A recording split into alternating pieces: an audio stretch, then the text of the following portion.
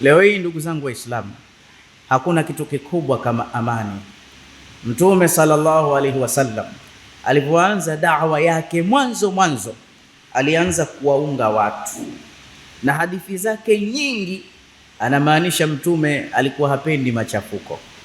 Nabii Ibrahim alaihi wa ala nabiyina salatu wassalam, siku hizo alisimama pale Maka pale, aliomba dua huku analia, asema rabbi ja'al hadha baladan amina. Mwenyezi Mungu, nakuomba kabisa, la kwanza huu mji huu ufanye uwe na amani, tena amani ya kudumu.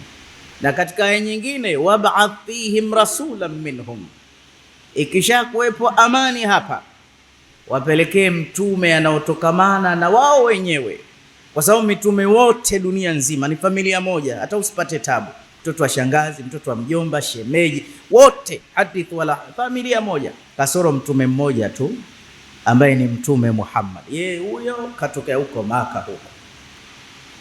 Nichukue fursa hii kukuhusieni nami pia kuhusia nafsi yangu kumwogopa Allah na kufuata mwendo na kutekeleza sunna za Mtume Muhammad sallallahu alaihi wasallam. Kwanza kabisa tunamshukuru Mwenyezi Mungu kwa kutupa neema hii ya Uislamu. Pili, tunamshukuru Mwenyezi Mungu kwa kutujalia kuwa wafuasi wa Bwana Mtume Muhammad sallallahu alaihi wasallam. Ikiwa yule mbwa wa ashabul kahfi alitajika ndani ya Qur'an, sayakuluna thalathatu rabi'uhum kalbuhum, alipata jina kwa kuwa aliandamana na watu wema. Kwa nini sisi tusipate jina kwa kuwa wafuasi wa Mtume Muhammad?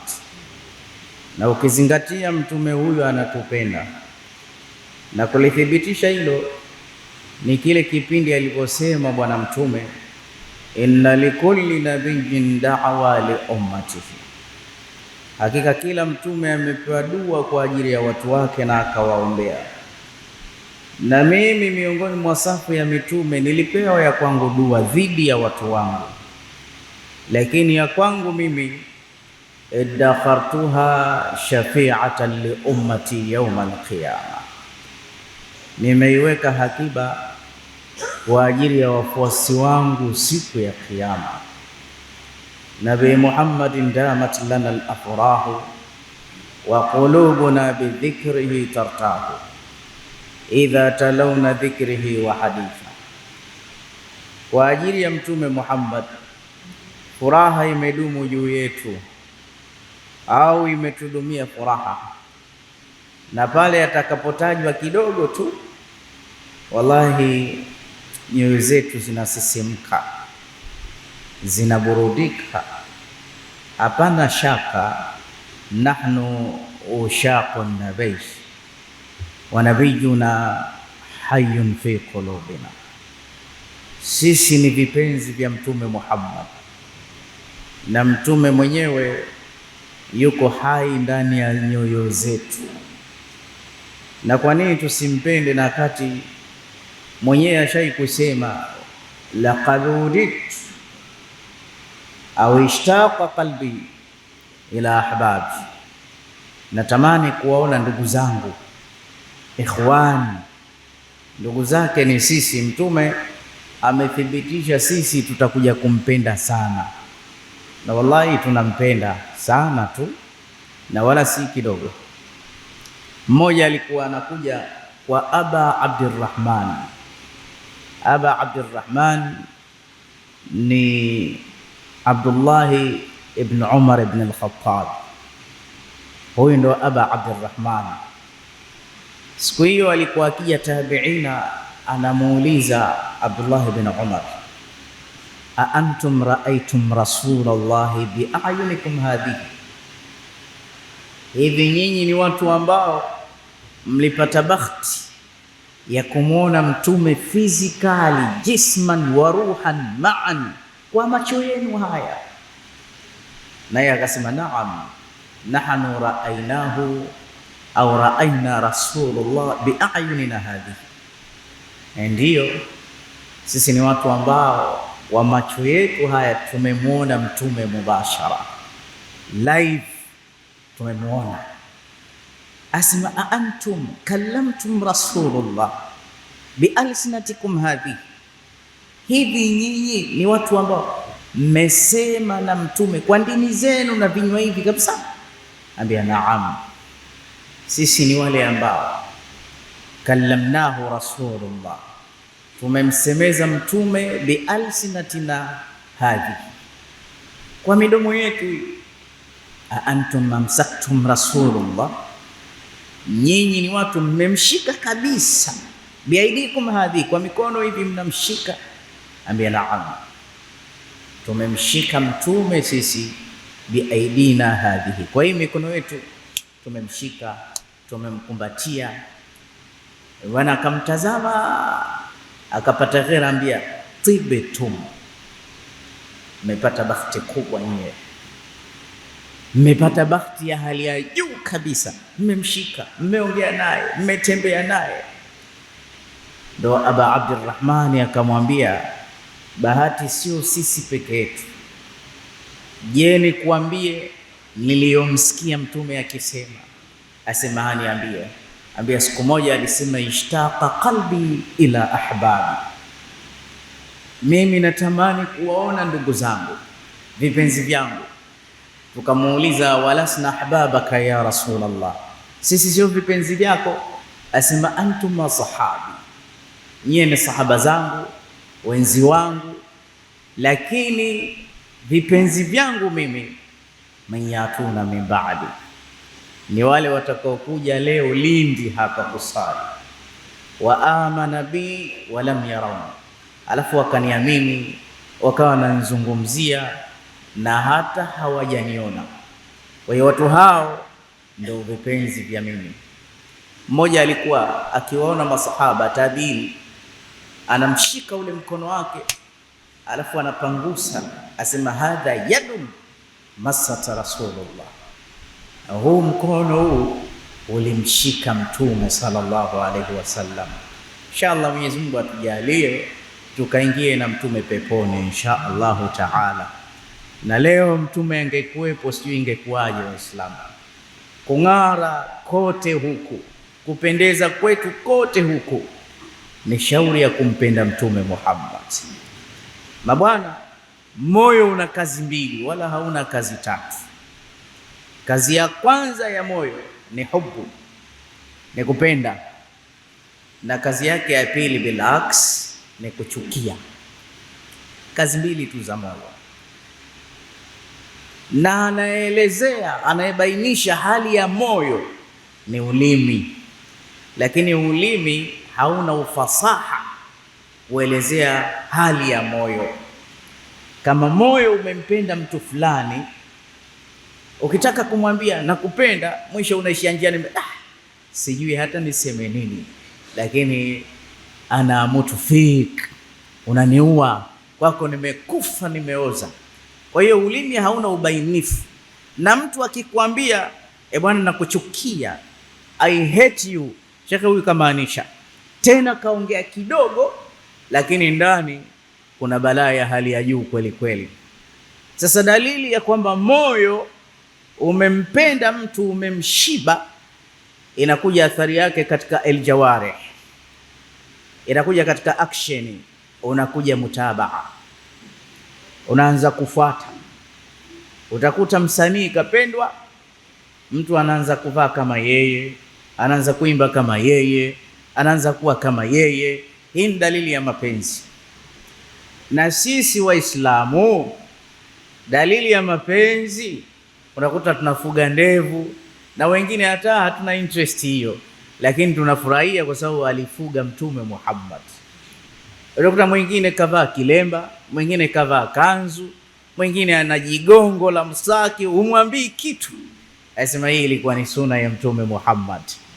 Unakuta hapa mmekuja kwa hamu kabisa. Wakati nakuja nje hapo, nimekutana na mtu mmoja asema, alhamdulillah, nilikuwa nawaza pengine leo utakuwa na hutuba Mwananyamala, umekuja hapa.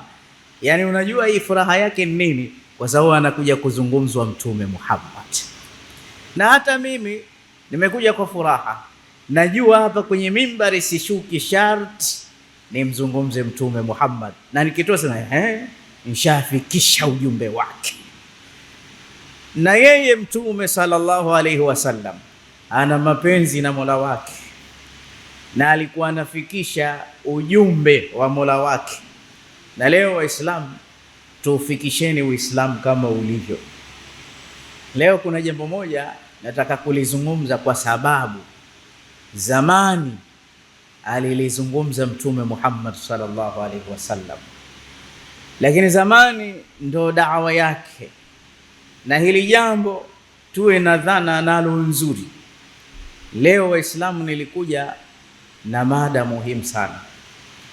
Nilikuwa nataka kuzungumzia mahusiano tu, vita, vurugu za mahusiano. Nikawa na nukta kama 3 muhimu sana, lakini kwa sababu khutba miongoni mwa mambo yake ni kutizama yanayotrendi ndani ya wiki, nikakumbuka au nikakumbushwa kuna hatari ya amani yetu kuvurugika. Hii hatari ipo hii. Nikasema basi navunja khutba niloikusudia, nije kuzungumzia jambo hili, na insha Allahu taala nazungumza kwa tiketi ya Uislamu tu basi khalas. Na nikifanya hivi najua nitakuwa nimefikisha message ya yule tunayempenda Mtume Muhammad sallallahu alaihi wasallam. Hebu tutizame bidayatul khalq, mwanzo wa uumbaji. Watu kutoka Yemen walikuja akamuuliza Mtume sallallahu alaihi wasallam, wakamwambia ya Rasulullah, aina Allah, Mwenyezi Mungu alikuwa wapi? Asema kana fi faragha, alikuwa katika faragha yake. Lakini uumbaji ulikuwaje? Akasema awwalu shay'in khalaqa Allahu fil qawn khalaqa al-kalam, cha kwanza Mwenyezi Mungu alichoanza kukiumba katika ulimwengu aliumba kalamu. Fakala lahu uktub faqadara makadilu kulli shay min awwali sa'atin ila qiyami saa. Cha kwanza kabisa ikaandikwa kalamu, ikaumbwa kalamu, ikaambiwa andika mambo yote yatakayokuja kujiri kwenye ulimwengu mpaka siku ulimwengu utamalizika. Ile kalamu ikaandika iliyoandika. Na katika stage za uumbaji hizi, siku zote hizi, wa khalaqa Allah at-turbata yawma kadha wan nuru yawma kadha, akaumba Jumamosi mchanga, Jumatatu miti, Alhamisi nuru, mwisho kabisa wa khalaqa Adam bil asri yawmul jumaa, akamuumba kiumbe mwanadamu ambaye ni baba yetu Adam wakati wal asri, siku ya Ijumaa kama leo. Ijumaa ya leo ndo aliumbwa mtu. Lakini mwisho kabisa katika kuumbwa kwake, malaika walihoji wakasema, taj'alu fiha man yufsidu fiha wa yasfiku ad-dima wa nahnu nusabbihu bihamdika nuqaddisu lak. Wakamwambia ya Rabbi, wa idh qala rabbuka lil malaika inni ja'ilun fil ardi khalifa, nataka mimi niweke kiongozi katika mgongo wa ardhi. Maana ya khalifa ni yule ambaye amekhilifu, amekuja kukaa mwingine aliondoka zamani. Unaona hata wale khulafa ur-rashidin, ina maana wamekaa badala ya mtume, ameitwa makhalifa. Sasa yuko alokuwa akiishi hapa duniani, aliondoshwa, akaja mzee Adam akaitwa khalifa. Sasa wakasema sawa, lakini utaka kumweka yule ambaye man yufsidu fiha, atakuja kufanya uharibifu, wa yasfiku dima, lakini atamwaga damu. Wa nahnu, na sisi malaika, nusabbihu bihamdika wa nuqaddisu lak, kama una wasiwasi wa ibada tunakusabihi, tunakutakasa. Au tumekuwa muqassarina fil ibada, tumepunguza kitu katika ibada, bali si tunajua nahnu dawabina fil ibada, tunaogelea sisi katika kukuabudu. Kwa nini utakaulete kiumbe mwingine? Kwa nini walisema hivi? Mtume sallallahu alaihi wasallam ametusimulia tukio hili, asema katika hadithi ya Sayyidina Jabir bin Abdullah, anasema kanatil jinni qabla al-insani bi'alfi ama Zamani walishawahi kuishi majini kabla ya sisi katika mgongo wa ardhi kwa miaka 2000. Fasafaku dima, sababu majini wana sifa za kibinadamu, wana utawala, wana matamanio, wanaoa, wakamwaga damu, wakaanzisha vita, wakaanza kuuana. Fabaatha Allahu ilaihim jundan min almalaika, Mwenyezi Mungu akatumia askari wa kimalaika. Fataraduhum min jazail albihar, wakafukuzwa katika fuo za bahari. Na inaelezwa kibarul jinni, yule mkubwa wa majini, ana kiti chake huko katikati ya bahari, na faida anazozipata kupitia jini wadogo hawa anampelekea ripoti za binadamu, leo tumewaingia vichwani, tumefanya hivi. Kwa hiyo majini kumbe waliishi hapa katika ardhi, wakaleta fujo, wakaondoshwa. Ina maana nchi na ardhi ni kitu cha umuhimu sana katika ishu ya kuleta amani. Leo hii ndugu zangu Waislamu, hakuna kitu kikubwa kama amani. Mtume sallallahu alaihi wasallam alipoanza da'wa yake mwanzo alianza kuwaunga watu, na hadithi zake nyingi anamaanisha Mtume alikuwa hapendi machafuko. Nabii Ibrahim alaihi wa ala nabiyina salatu wassalam, siku hizo alisimama pale Maka pale, aliomba dua huku analia, asema rabbi jaal hadha baladan amina, Mwenyezi Mungu nakuomba kabisa, la kwanza huu mji huu ufanye uwe na amani, tena amani ya kudumu. Na katika aya nyingine, wab'ath fihim rasulan minhum, ikisha kuwepo amani hapa wapelekee mtume anaotokamana na wao wenyewe, kwa sababu mitume wote dunia nzima ni familia moja, hata usipate tabu. Mtoto wa shangazi, mtoto wa mjomba, shemeji, wote hadith wala familia moja, kasoro mtume mmoja tu ambaye ni Mtume Muhammad. Yeye huyo katokea huko Maka huko, dua ya Nabii Ibrahim. Lakini kabla hajatumilizwa pale akasema ya Rabbi, lete amani hapa, alafu baada ile amani ile mpeleke mtume. Na mtume amekuja na amani imepatikana. Kuna kiumbe mzito anaitwa Masihi Dajjal. Kiumbe Masihi Dajjal ataivuruga dunia. Mtume asema ma min khalqin min adam ila qiyam saa, hakuna kiumbe ambaye Mwenyezi Mungu toka kiumbe wa mwanzo aumbwe mpaka dunia itasimama itakuwa tishio katika dunia, atasumbua dunia. Huyu hajai kutokea. Firauni bado, Hamana bado, Namrudi bado, pamoja na shari walizopita nazo, Hitler bado. Huyu kiumbe huyu itakuwa mtihani mkubwa kwa dunia, hujai kuthibiti. Mtume asema ma min nabiyyin illa waqad hadhara wa andhara qaumahu min fitnati al-Masih Dajjal. Kiumbe Masihi Dajjal atakuja siku za mwisho, lakini Mtume anasema hakuna nabii yoyote ashawahi kusimama katika kiti chake cha utume alitoa hutuba kamili kuwaasa watu wake na kiumbe anaitwa Masihi Dajjal. Anatatiza, atavuruga dunia nzima, eti dunia nzima atatembea siku 40. Ana usafiri wake punda, huyo punda shughuli, sikio moja mpaka sikio jingine mita 40, anakwenda si mchezo. Atavuruga watu, ataleta vurugu nyingi sana. Lakini kiumbe huyu maeneo manne hatoingia, na haya maeneo yana dua. Sehemu ya kwanza Turi Saina, haithu kallama Allahu Musa, katika mlima Turi Saina pale hatofika. Sehemu nyingine ambayo hatofika Masjidul Aqsa pale Palestine, atakuwa hawezi kuingia. Akijaribu kuingia, Mtume asema atakutana na malaika ameshika panga ya suddu anhu. Sehemu nyingine ambayo atashindwa kuingia Maka pamoja na Madina, sababu pameombewa amani. Tena Mtume anasema siku zake zikifika, hata tauni, yale maradhi ya mlipuko, kwa amani iliyokuwepo Maka pia yatashindwa kuingia. Maka pana amani, na pakikosa amani ni ishara mbaya. Baada ya Maka Waislamu, wallahi hata sisi Tanzania Mwenyezi Mungu ametujalia amani. Mimi toka nazaliwa sijawahi hata siku moja mimi kushuhudia vita, hata siku moja. Nilienda kidawa Burundi tu, Nilipofika dawa kule Burundi alfajiri, nikasimama na kwenda kusali. Mwenyeji wangu ambia, unakwenda wapi Sheikh? Ambia nenda kusali. Ambia nenda ukasali ndani. Huku kwetu usiku kuna vita, kwa hiyo wengi tunaikosa sala ya alfajiri, utakuja kuuawa bure. Kwa hiyo toka siku nimeenda kule sikuwahi kuswali sala ya asubuhi msikitini, viki kweli kweli, kwa sababu ya machafuko.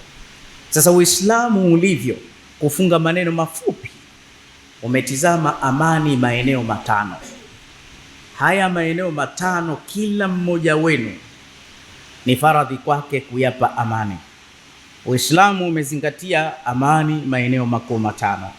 Eneo la kwanza kabisa, Uislamu umesisitiza kumpa mtu amani katika roho yake. Mtume asema la yahillu limuslimin an yurawwi'a musliman, si halali kwa Muislamu kumtisha Muislamu mwenzie, kumpa hofu Muislamu mwenzie. Hata ukapita nilikuwa nakushtua tu, Uislamu umekataza hofu haitakiwi kabisa. Angalia, Uislamu unazingatia mpaka mnyama, hata ukitaka kumchinja usimtie hofu. Mtume asema fa idha dhabahtum fa ahsinu dhibha, mkitaka kuchinja chinjeni vizuri, hata kile kisu kifiche, usimuoneshe mnyama, usimfadhaishe, usimpe mke wako hofu ya moyo, usimtumie mtu message kwa sababu unamdai mpaka akakosa usingizi akawa hana amani. Sasa leo hii Waislamu unaichukua we TikTok yako, kuna watu wana pressure, kuna watu hawawezi kukimbia kwa sababu uko huru, una chati, unatuma tangazo, tutafanya hivi tarehe fulani.